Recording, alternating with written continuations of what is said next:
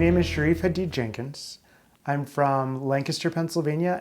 Growing up, I knew I was different. I knew that people sort of whispered about me. My family would, my uncle would ask me how ballet was, how playing the violin was, but I didn't play the violin. I played the trumpet. I didn't do ballet. I did football. When I was 13 in middle school, some of the football team members would always call me gay or sissy, but they'd always high-five me when we won a game.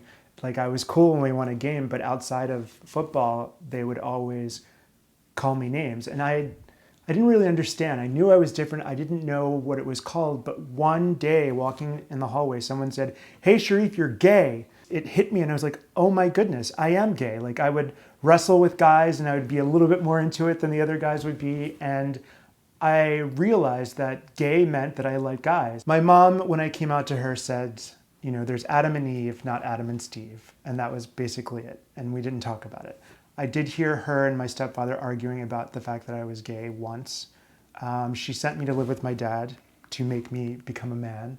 And when I came out to my father, he was livid, actually. He went to a frat brother of his who was a psychologist and took me there and said, "You're my son." And the psychologist told him that I am gay and then he has to accept it. So his version of acceptance was, okay, we're going to take you to the mosque every night. You're going to learn how to be a man. You're going to learn how to have willpower so that you don't act on being gay, so you don't think about men. And that's the way it's going to be. And after a couple of months of that, I tried to kill myself. So I took a lot of pills. And thank God I didn't die. I just woke up and my father was standing over me and he said, okay, if you're going to be gay, I can't do anything about it. You just can't be gay in my house. So that's when I was on the street without my parents. There was a place in Philadelphia called The Attic, and they were in the attic of this place that helped runaway kids and throwaway kids. And I went there every week while I was living with my father, not telling him that I was going to the gay youth group. And when I was out on my own, they helped me find a place. One of the people there was a college student who was a facilitator at the Attic, and they took me in. He had an extra bedroom. It was a house full of college students, and he said, you know, we're your family now. After maybe 2 or 3 years, my father called out of the blue one day, and he said, you know, you're my only son, and you only have one father, so I can't change who you are, and who you are is who you have to deal with your God. But because you're my son, if you ever need anything, if you're ever starving, if you're ever out in the cold, I will take you in.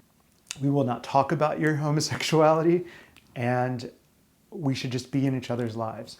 Maybe on holidays we would call each other. If we'd see each other, it would be for 5 minutes. I moved to New York, and I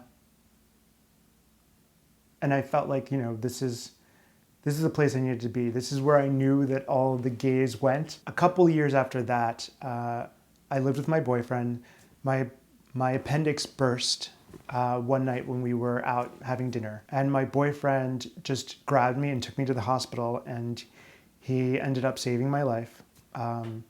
My father came the next day with his wife. He took my boyfriend's hand and he said, "Thank you for saving my son's life."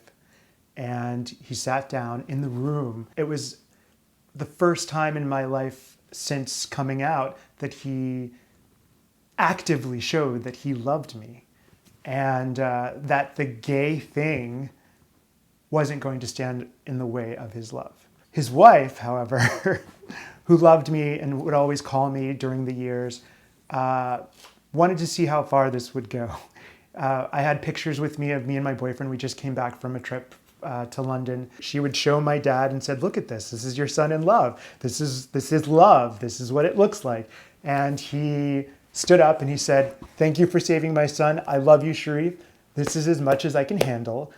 I love you." And that's it. After that, our 5 minutes turned into 10 minutes. We would see each other. It was a little bit more time. He would call a little bit more often. So years went by. We didn't really see each other a lot. And maybe 3 years without seeing him, maybe talking 3 times a year for our 10 minutes, and I found out I was positive. In the moment, I didn't really think. I called my parents and I said, at first I said I had cancer. And because I didn't know how to tell them I was positive, they called me a lot more. My dad came up, he took me to dinner, and then I told him I was HIV positive. And he cried. He told me that, you're my only son, I'm your only father.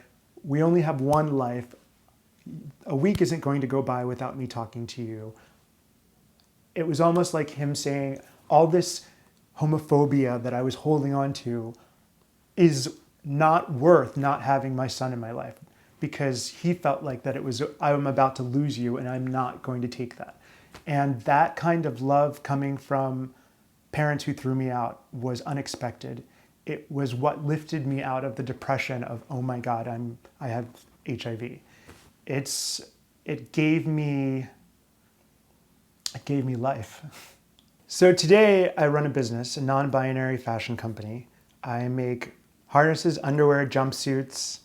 My father designs scarves, bags. Interesting, right? The guy who couldn't accept his gay son does fashion.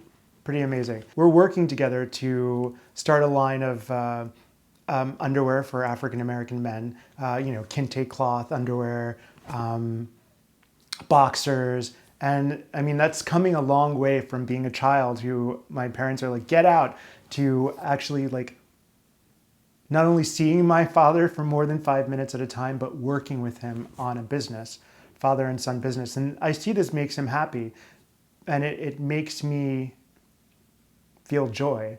It's one thing to go through life without your parents, but right now is all that matters. And the fact that they're in my life has made my life